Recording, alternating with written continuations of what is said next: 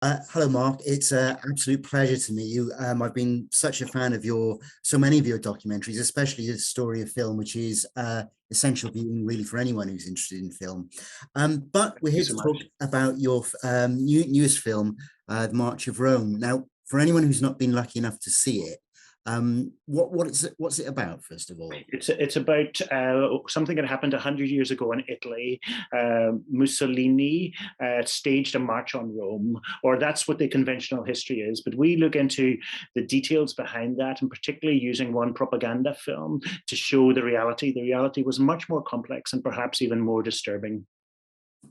And the problem, one of the many problems was that the March on Rome was not only terrible for Italy, but it had a ripple effect around the world and influenced other far right organizations and dictators in other countries. So it's got a significance beyond Italy. It's a universal story in a way.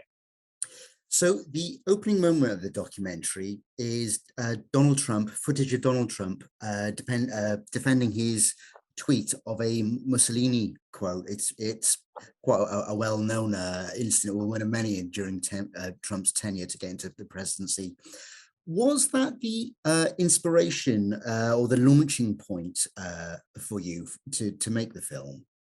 Not quite. I knew that I wanted to use that moment, but the launching point was when the producers, a very good company, Palomar Doc and Andrea Romeo, who's a distributor producer, messaged me and said, look, we've got a project and would you like to direct it? And it's, I often get asked to direct things, but mostly they're kind of rubbish. But this was, a fascinating project because it was both about far right politics, and I'd made a film about neo Nazis and Holocaust denial in the 80s or in the 90s, so I was already interested.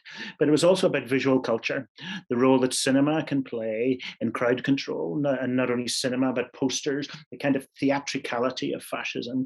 So these two things really appealed to me. But as soon as I said yes to the project, and I relied very heavily on the research and the brilliant work by a historian called Tony Saccucci, once I said yes to the project, and I knew I wanted to use Trump's moment, but to start at the beginning of the film, to show this isn't only a story from the past, that there are new modes of fascism, new adjacent types of fascism. And so I wanted to use that. But if you'll remember, we've got the music of Madame Butterfly over the top of Donald Trump talking. And the reason I used that was I wanted to drown him out in some way. But when Mussolini made one of his key speeches in Milan way back in the key moment of the rise of fascism, he stood surrounded by the design of Madame Butterfly. He'd stood on the stage where Madame Butterfly had just been performed. So there's a sort of historical reason for layering that over the top like marzipan. So there's, as you say, there's a huge amount of research and archive footage in this. And what I really like about the film, Mark, is your forensic analysis of shots where you freeze frame, you rewind, you play it, you even count the number of shots on several occasions in them being reused.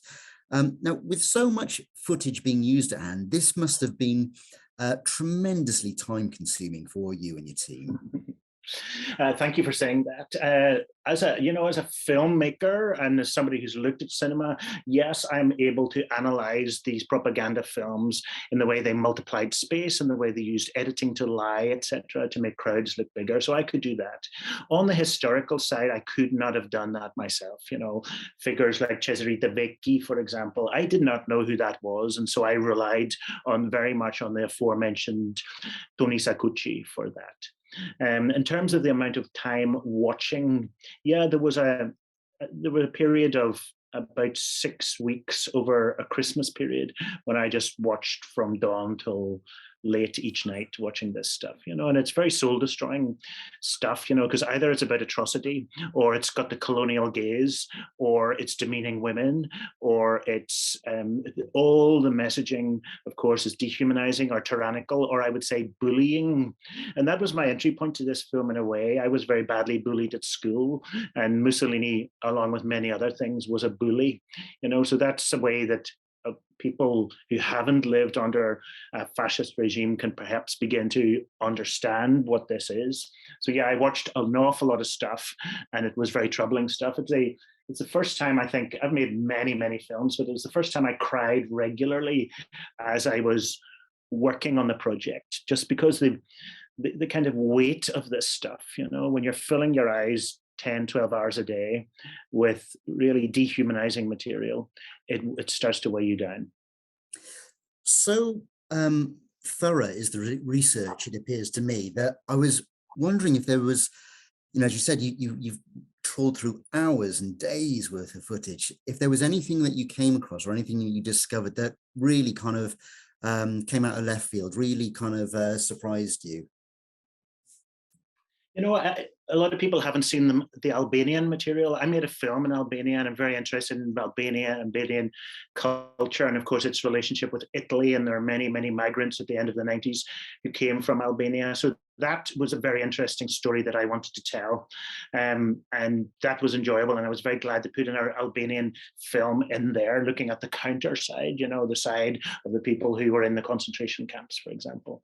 I'd seen a lot of the footage before, but to be honest, this is going to be an unusual answer to your question, but the main thing that I realized I needed to do was put the joyful stuff in, because so much of it was about humanity that at its worst. That's why I put Johnny Weissmuller in. That's why I put Judy Garland in. That's why I put Josephine Baker in, to say that in this moment, 1922 wasn't only a time of iniquity, it was a time of the birth of modernity. After all, this is when James Joyce came along. This is where Josephine Baker was doing was doing her stuff. And so you just wanted to say, I felt I needed to say, if we only look at the atrocities of this time, we will misrepresent human nature.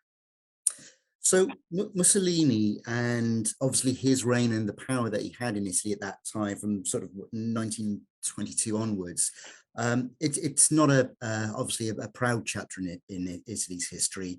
I'm just wondering, when you were making this, if you came up against any opposition or just outright refusal with stuff like footage or anything like that. No, all the partners were very keen to share what they had, the material that they had, because it's a story that needs to be told, And I think what happened is that towards the end of the process, obviously a lot has been happening politically in Italy in the last year, and Italy's politics has shifted to the right, And at one point, after the current Prime Minister of Italy, Giorgia Meloni, made a speech in Spain, I decided to put her image in this film. And what she said in Spain was, of course, she said no to the LGBT lobby, which she and the far right always say. But she also said something. She said yes to the universality of the cross. Now, Franco could have made that speech. What that means is it's sort of it's a kind of Christian supremacy. And at that moment, I thought, this is very far right. And that's why there's a moment of her. The film does not say Giorgia Meloni is a fascist at all, but this idea, yes, to the universality of the cross, is, in my opinion, fascist. And so, the media, there was a kickback from the Italian media about that. Some of the newspapers were felt unhappy with that moment, but a lot of the reviews were rave reviews, and we need to.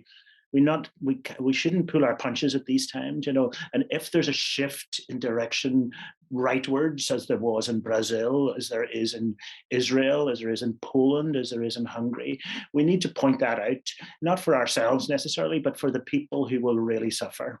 The women, the minorities, the LGBT people, the people of color. These are the ones whose lives will be made materially worse by this lack of empathy that these politicians might have. So since 2011, and you made the story of a film, which is just such a great series. I frequently revisit it. But your output since then has been prolific. You've been putting out like sometimes 3 films a year. I'm just wondering. 22 films, I think, since then. That's and 40 hours of television and 40 short films and 5 books. When do you sleep? I don't actually. It's a good question. I'm not a good sleeper. I'm one of those people that is not in my skill set sleeping. So where I was going with this, Mark, was that kind of because you've got so much. I use the word product, but I mean that in the deepest respect.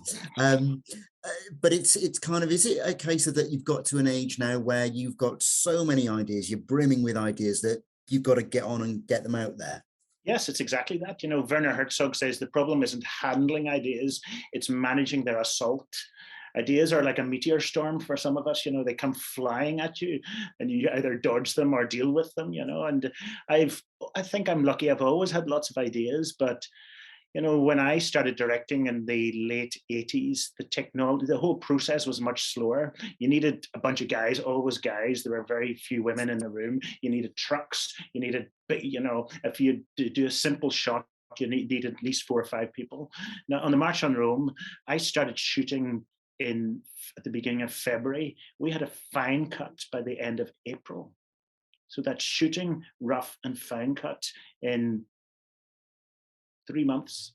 You really don't sleep, do you, Mark? And that's also about, you know, the reason I apologize to you for being late is I'm never late. I'm always on time, always decisive, always working fast, etc. And that respects everybody else in the team. It also respects the producer's money because, you know, films cost money, and therefore I try to work efficiently. And I've managed to, and I think I've been an early adopter of new technology to simplify the process as much as possible. So I wanted to move on to it's either current or next production, which is My Name is Alfred Hitchcock. Yes, it's finished already. It's out. Yes, it's out. All right. Well, I am a massive Hitchcock fan, right. So I'm so looking forward to that. But I know very little about it. Is it about him or his work or his life? Yeah, it's about my producer during lockdown said to me, "Would you like to make a film about Hitchcock? It's 100th anniversary of the first Hitchcock film." And I said, "No, you know, I don't really do the big famous white guys. You know, I try to do something a bit more subversive." But then, as soon as I heard myself saying no, the next word I said is maybe, and the third word was yes. And the reason why I said yes is because I could see a way of doing this Hitchcock picture. You know, there've been hundreds of documentaries and hundreds of books, and who needs more? And yet I thought, what if he himself spoke? So what if he talks us through all 52 of his movies? And that's what happens. He comes back from the dead and talks to us about our mobile phones and our modernity. And are we all that different from Janet Leigh driving, you know, to that motel in Psycho? So he speaks from beyond the grave. I'm really looking forward to seeing that. Finally then, Mark, I was going to ask, and this goes right back to the beginning, and it's as relevant to anyone who works in the industry like ourselves. What was the film that spiked your interest in working in film? It was a film called Herbie Rides Again, about a Disney film about a flying car. I think I was about 7 years old, and I saw it in the cinema, and I thought, fuck, a car can fly. I want to be there. I was living in Belfast. We had a war. It was a combination of boring and scary and conservative, but you went to the movies and the cars could fly.